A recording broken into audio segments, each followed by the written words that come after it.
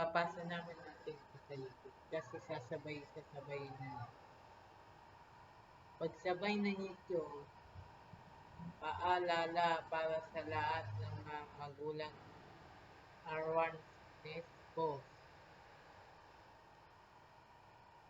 Mga magulang, pakinggan po natin ang ating mga anak. Huwag po nating ayaang palaging nakababad sa cellphone, lalo na sa mga online games.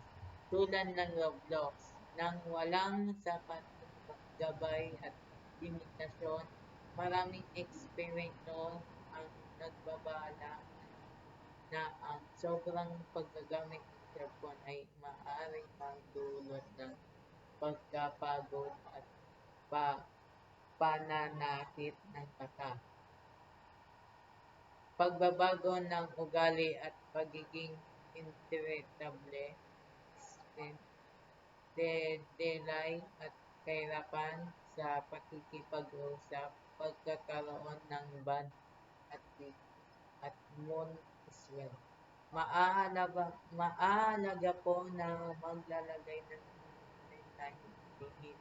iyaking may pahinga ang mga bata at bigyan sila ng oras sa aktual na laro, pakikipag-usap at pakikisalamuha sa pamilya.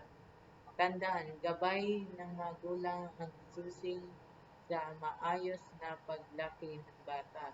Huwag nating hayaang ang cellphone ang maging kapalit ng ating oras at oportunidad.